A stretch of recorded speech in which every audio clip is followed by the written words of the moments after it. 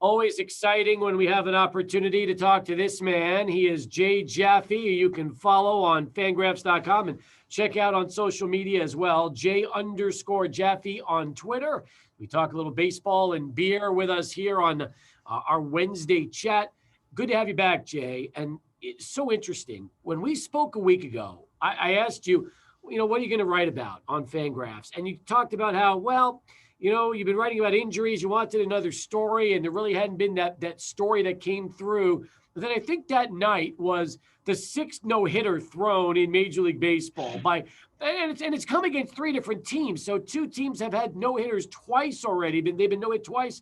And I'm thinking to myself, the gods of baseball just handed Jay a great story idea if you ran with that. But the truth is, we didn't talk about that a week ago. But how troubled are you that we're seeing so many no-hitters, and obviously, 3 teams have already been no-hit twice? Yeah, I mean, it's a bit troubling. The conditions are such that it shouldn't be too surprising that we're seeing no-hitters. We have high strikeout rates. We have a batting average that, depending on what day it is, might be the record low for all of Major League Baseball, either right at or a point lower than 1968, the year of the pitcher. So you've got fewer balls in play, higher strikeout rates, chances of no hits landing on a given day. It threatens to kind of make the no hitters seem routine. Which when you've got 2 on back-to-back days and earlier this, for this month, they kind of lose a bit of their luster. Mm-hmm. I actually took a stab at trying to account for some of the conditions that these no hitters are being thrown under, to show that it's really not that. Some of these can stand on the level of the no hitters of recent years, but undeniably, when you've got a team like the Mariners, which is struggling to bat even 200. It shouldn't be too surprising that they're getting no hit twice in one season. Yeah, and it kind of makes you wonder, watered down talent, injuries, certain teams just having to deal with more AAA players than they are big league players. And the result is, like you said, multiple no-hitters. You wonder, do you think we're going to see one of these 3 teams get no-hit a 3rd time and make Major League history this year? That seems, the odds would still seem to be against it. And I don't think you can just say, hey, we've had 7 no-hitters or 6 no-hitters through 2 months of baseball. We're on pace for 18 no-hitters this year. I think as the temperatures warm up, we'll see batting averages rise a bit. We'll see these teams make adjustments because they just can't be this dismal all year long. I wouldn't be surprised if we do, if this isn't the last no-hitter we see. But there is always going to be a fluky element to it. Well, you wrote about it a couple of days ago. Scoring this year's no-hitters was the story up on Fangraphs. If our listeners have not seen the story yet, is it pretty much just a deep dive into the 6 no-hitters that were thrown?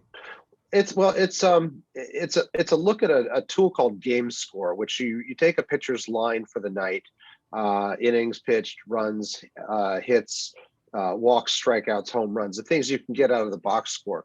And Bill James introduced the concept maybe 40 years ago, but you add or subtract based on each component, and you get something that's in the neighborhood of 100 for a no-hitter.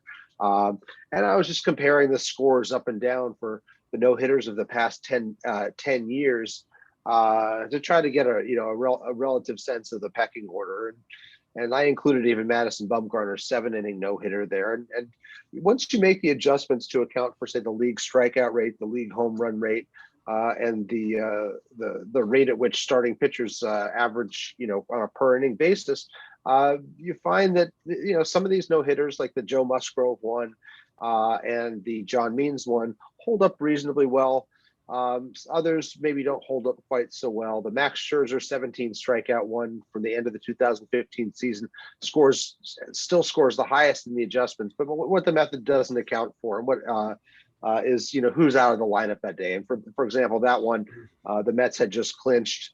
They left a few of their top players out of the lineup. So it's not a perfect method by any stretch. I was just trying to see what the limits are of what what this method can tell us. And if it's accounting for strikeouts and home runs and walks, especially, I think we can kind of get a bit of sense of the footing these no-hitters are on.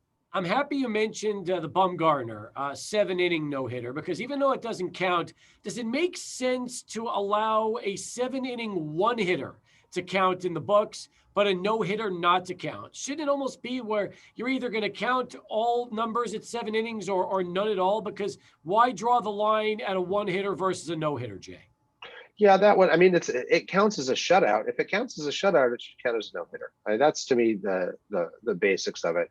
You want to call it a 7-inning no-hitter, make a separate category for it, fine.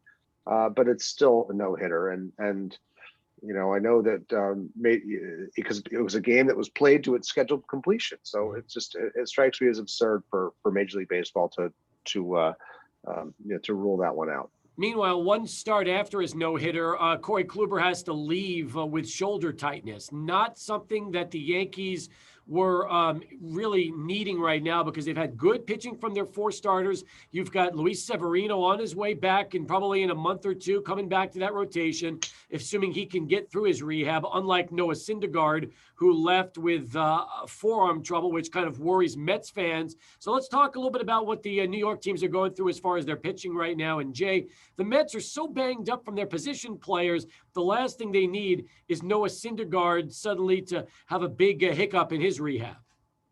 Yeah, small setbacks in rehabbing from Tommy John surgery aren't uncommon. It sounds like the Mets were treated this in a precautionary way. I wouldn't be surprised if this is fairly minor. More worrisome is the fact that Jeff McNeil and Michael Conforto are out for a month due to hamstring injuries that were suffered in the same game, perhaps even in the same inning. I wrote about that last week, and at the time, it left the Mets with just one regular producing at an above-average clip. That was Pete Alonso, and now he's out too with a wrist injury. So, the Mets have done an admirable job of staying afloat amid all these injuries, but it's going to be very tough for them to keep playing even 500 ball with all these scrubs in the lineup and so many stars missing. And good news, Jacob deGrom looked good in his return, but yeah, Syndergaard isn't coming back anytime soon. Sounds like JD Davis has had a setback as well. It's going to be a while before the Mets are made whole, and I guess if there's good news for them, it's that the Braves are pretty banged up too. I wrote about their pitching situation, losing Mike Soroka for possibly longer than he was already out, losing Oscar Hinoa to a broken hand, and now I see Marcell Ozuna is going to be out after dislocating a couple of fingers, so he's going to be out 5 or 6 weeks. So the Mets are catching some breaks here and there. How about the Yankees and the shoulder tightness right now for Kluber and the effect it could have on their rotation? Yeah, they're still awaiting the results of the MRI, or at least relaying those results to the public. I suspect, based on how he described it, this is probably shoulder fatigue rather than a structural injury. We're talking about a guy who threw a total of 1 competitive inning over the last 2 seasons. It wouldn't surprise me if he hits a wall at some point, and maybe he's going to need a bit of a break. But I did not get the sense from what I read about this and what I heard about it that this was likely to be a serious injury. Now we'll see. Maybe they did find something in the MRI. That's all. You scan any picture, God knows what you can turn up. But right now, I think the Yankees are they sounded optimistic that this was not going to be a major injury. Between Herman, Cole, and Montgomery, the Yankees have been getting pretty good pitching so far this season. Oh, they had a streak there where they went all the way through the rotation and then some without their starter, without a starter giving up a run. I mean, you got some pretty good pitchers there. Montgomery has really come around. Herman has come around. I mean, these are guys, who, Herman missed all of last season due to a suspension. These are guys who, they really didn't know what they were going to get out of them. I think they're, at the very least, they're exceeding expectations right now. And the Yankees, since that rough early start, have been one of the top teams in baseball. As we continue here on Sports Talk, Jay Jaffe with us right now from Fangraphs. We're talking about the Mets and Yankees prior to Sports Center. There's been some bizarre injuries. When was the last time you heard of a player going on the IL and injuring himself, taking off his shirt, which is the Zach Plesac injury. Jay, how do we comprehend this? I mean, was he trying to be like Hulk Hogan and rip off the Hulkamania shirt? Is that what ended up happening here? What goes on? I honestly don't know. I haven't looked into it. I mean, remember last summer, Zach Plesac was one of the guys who got sanctioned by his team for violating COVID protocols. This is not a rocket scientist. That he would, injure himself inadvertently doing some, macho gesture. It's kind of silly, and I think it just one more example of this, guy who needs to grow up. There you go. And by the way, injuries haven't helped teams all around the game. Bryce Harper, the latest, being put on the 10-day IL from the Phillies. So some big names right now that are out around Major League Baseball. Mike Trout. Well, yeah, Mike Trout. Yeah, Mike Trout. I mean, there was always a fear of what this season would bring with its ramp up to back from 60 games to 162. And right now, the injuries, they're happening at a even higher rate than expected, higher rate than normal. It's a bit disconcerting, and we knew that pitchers were going to have issues, but to see these hitters going down here and there, hamstring injuries and fluke injuries as well, hit by pitches and things like that, it's just a bummer because the game is much better when you have the best players on the field.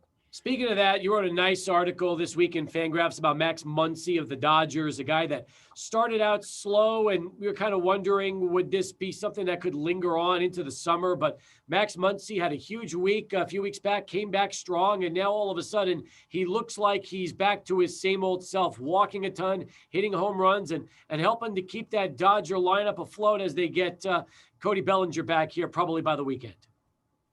Yeah, Muncy had, by the time I looked a couple days ago, Muncy had been the hottest hitter in the majors over the past couple of weeks. Had hit 5 home runs in, I think it was 11 games, not including a defensive cameo there.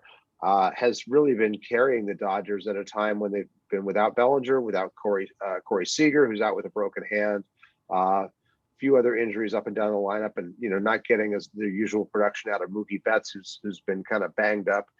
So he picked a good time to get hot, and it came right after a very, very lousy slump, 2 for 41 with 15 walks, more or less coinciding with the span over which the Dodgers went 5 and 15 for reasons that still don't seem entirely clear. But he's back to doing what he did. He helped the Dodgers sweep the Giants this past weekend, bumping the Giants out of first place, and now the Dodgers look like they're starting to live up to expectations.